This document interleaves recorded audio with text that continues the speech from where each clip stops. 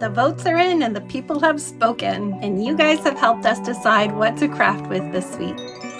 Hi there, I'm Jane from Sustain My Craft Habit, and welcome to our Craft With What You Got challenge with our friend Crissy from First Day of Home. So we both went and scoured our craft rooms and found some items that were just waiting or begging to be crafted with. I first dug into my pile of thrift store finds and pulled out this red wooden box. Next, I remembered I had a set of shadow boxes that I have not used yet. Then I dug into my dollar store bin, and there were a bunch of goodies in here, but I've had this unfinished wood clock that I've been wanting to work with for quite a while. And then finally, of course, we have our whole collection of clay pots that I've clearly been hoarding without realizing how many of them I've collected. We pulled those out and put little polls on each of our community posts to see what you guys wanted us to craft with next. Here at Sustain My Craft Habit, our viewers selected a makeover of this wooden thrift store find, this box that I found at Value Village for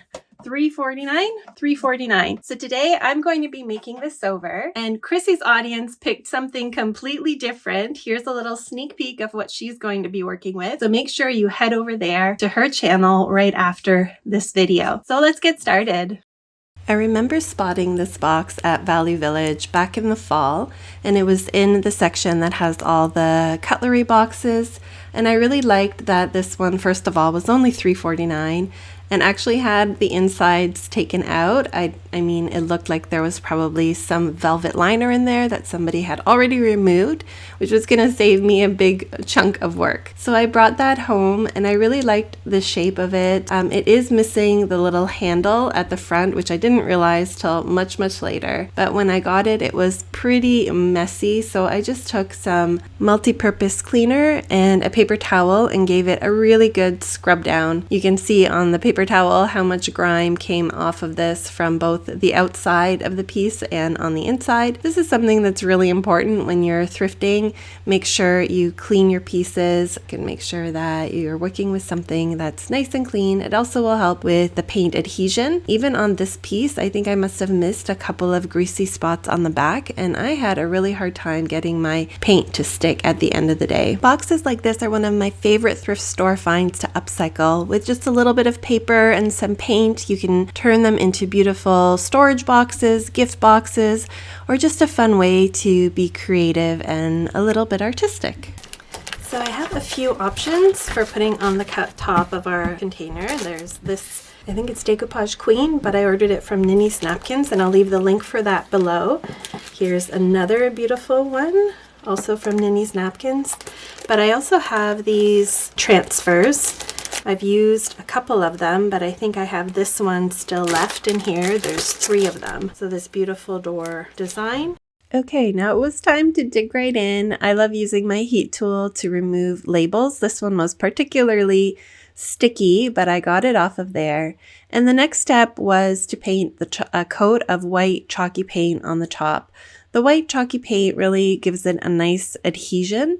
It sticks really well and provides great coverage. If you have any other sort of chalk paint, you can use that to do your base coat. Now, I did this craft on a Facebook Live and asked my viewers in real time which paper to put on top, and they chose the owl print, which I love. I'm glad they went with this one. Is that the one that you would have chosen for this project? After painting that first coat, I dried it and then decided it looked kind of streaky, so I went over it a second time in a horizontal direction to fill in all the grooves and provide really a solid white base. Now it was time to decoupage on our rice paper. So I dried that surface completely and then applied a generous coat of Mod Podge.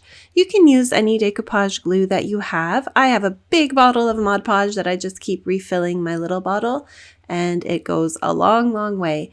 So after putting on that coat, I also dried this completely, and we're going to do the iron-on method for this craft. The rice paper came with this unprinted edge, so I just cut that off and centered the paper right on the lid. This is one of the reasons I love the iron-on decoupage method, because you can reposition that paper until you get it just where you want it. But once it's there, you just take a piece of parchment paper, lay that over top, and then use heat from a little iron to press that paper right into the Mod Podge. Hey, did you know that only a small percent of people who watch our videos are subscribed? If you're enjoying this content, consider subscribing and hitting that notification bell to stay in touch. Okay, now that we had decoupaged that rice paper onto the top, it was time to work on the sides. I had decided to go with a metallic gold paint because of the warm tones in the rice paper. And one of my viewers suggested that instead of a white base coat, to paint it red. So I tested both, and you can see on the left when I painted it over with the gold, it just provided better coverage and the gold wasn't as bright yellow. So I thought this was great and went around and painted the entire box where I was going to paint the gold with a red base coat instead of white. See, I'm constantly learning things, even though I've been crafting for decades and doing these types of upcycling projects. There's still always fun things to learn and new tricks to try. So give this one a try next time. If you're painting gold, do a red base coat instead of white. I actually ended up doing about 3 coats with the gold paint to get the best coverage. I think maybe I hadn't cleaned it properly, as I mentioned before, and there were a few really tricky spots that just did not want to hold on to the paint, but I still think it turned out beautifully at the end of the day. So I prefer to use lighter coats and more of them than trying to glob on too much paint at once. Now, as we're painting the outside of this lid, let me tell you a little bit about our friend Crissy from First Day of Home. Crissy is a mom to 2 young boys and they live in Texas, and she has so much beautiful content and creative ideas both on her YouTube channel and on her blog First Day of Home. Her crafts include Cricut projects, laser crafting like you see here on our blog. She also does beautiful work with polymer clay, which will be part of her challenge craft today. She works with pressed flowers and all sorts of different projects and techniques. So be sure to check her out, subscribe to her channel, and let us know in the comments below if you think we should do another one of these craft with what you've got challenges. Okay, now there was this little bit of border around the rice paper, and I wanted to try something different. I wanted to add some kind of 3-dimension and texture to the top of the box, and so I decoupaged on this lace that I had. I bought it secondhand from another crafty friend and found a segment of this ivory colored one with a beautiful scalloped edge to place there.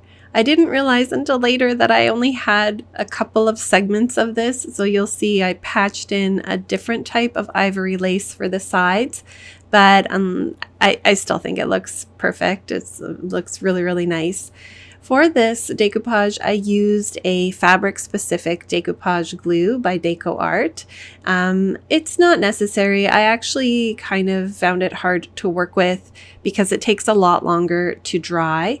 I think it's great if you're trying to decoupage one fabric onto another fabric and you need that little bit of flexibility. But since we're decoupaging this onto a hard surface that doesn't really need to move anywhere, I think probably the regular decoupage glue would have worked just as well. In any case, again, we're using what we got, and I really wanted to try this out. It did stick really well.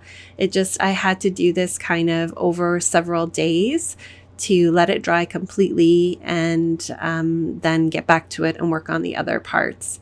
But you can see I just tucked in the side lace pieces, which were a little bit different pattern, but the same color.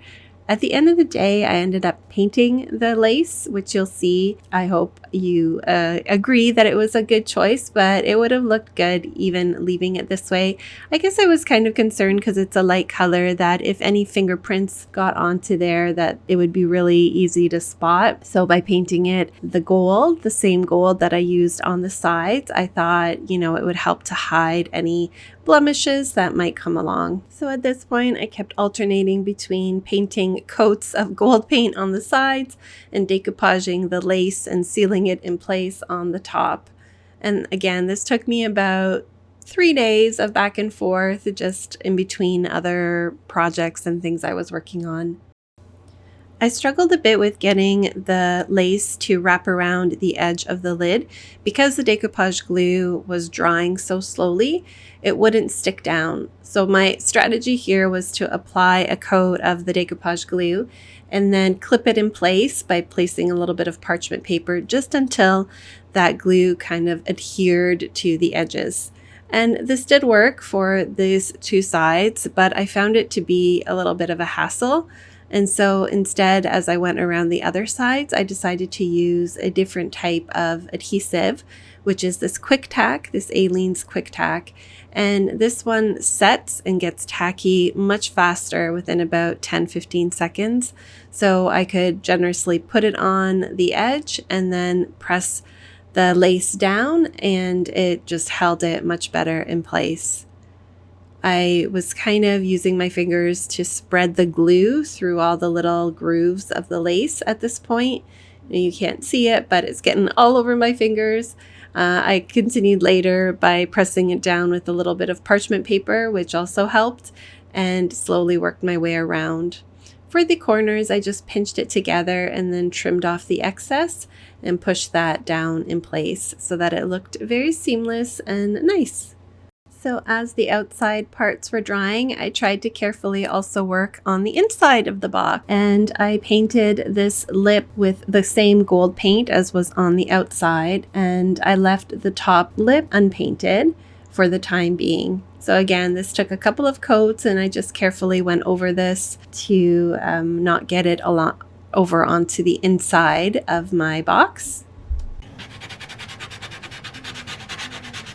I used a sanding block to remove any of the paint that had come over from my lid and just cleaned off that edge a little bit. And now it was time to decoupage a paper onto the inside. So I had this pretty, I don't know what this pattern is called. It's a paper napkin from the grocery store, but the browns and the grays I just thought would coordinate really nicely with this craft, but also be a little bit of a contrast. It's kind of I don't know if it's a more modern pattern, but it just provided a nice little pop of interest for when you open the box to see something different inside. So I started by applying again a generous coat of Mod Podge to the surface, both of the top lid and the bottom lid. And in retrospect, I should have painted this with a coat of white paint, and you'll see later when I seal in the napkin, but a white paint I always recommend, and I don't know if I got lazy here or just didn't anticipate how it would look fully. But a white coat underneath really helps to make the napkin pattern nice and crisp and bright. And I suppose I was sort of thinking that this box is a bit more rustic and that a darker tone would be okay. And in the end it is. It actually looks kind of vintage and weathered and worn. But if you like a brighter kind of finish, you'll want to make sure you always paint your darker surface with a white base coat, especially if you have a light colored napkin to go over top. Okay, so after applying that generous coat of Mod Podge and drying that completely, we're going to take down our napkin to the single ply and then put that in place and use the iron-on method to secure it into the box. You can see here it's looking really, really good. I like the color, but the issue comes later when I put on the top coat and it really makes the napkin sort of transparent, so you can see the dark of the wood from underneath come through. I used a combination of my scissors and a sharp utility knife to trim off the excess tissue from the inside of the box and get a nice clean finish. Now it's time to seal it all up. I like this DuraClear satin finish. It comes in a gloss finish matte as well, but this is what I was referring to when you put that sealer on. The tissue, which is so thin, actually almost becomes transparent, and so you can see the wood from the underside coming through. So I don't know, you let me know, would you have preferred it to stay white and bright, or do you like this more muted vintage effect on this particular box? So be sure to leave your vote below. I use the same DuraClear sealer to put a protective coat on the lid on the over the rice paper part of the box. Okay, so we've got the lace is all glued down and the box is painted. I think I'll just do one more coat on the front and back. maybe even this side, but I'm going to dry brush this with a bit of gold paint. So I'm going to use the same gold paint that I used around the back and just try to dry brush a bit over the fabric. I think this will bring out that lace pattern as well. It's really nice contrast with the white paint underneath. Beautiful, very, very subtle. What would you use a box like this for? I think they're great for storing and organizing even your craft supplies, but holding mementos and keepsakes. I love to get little knickknacks and drawings for my kiddos and have a box just dedicated to things that they give me. So there we go. We've upcycled this thrift store find. Let's take a peek at the before. See, it was just plain and dark and kind of messy. And now we have a beautiful after that has a lot of character. Looks like a beautiful work of art that you'll be proud to display or even give as a gift. If you like this project, be sure to subscribe and follow for more craft ideas. And next, head over to see what Crissy made at First Day of Home for our Craft with What You Got challenge. I'm really excited to see what she came up with. Happy crafting!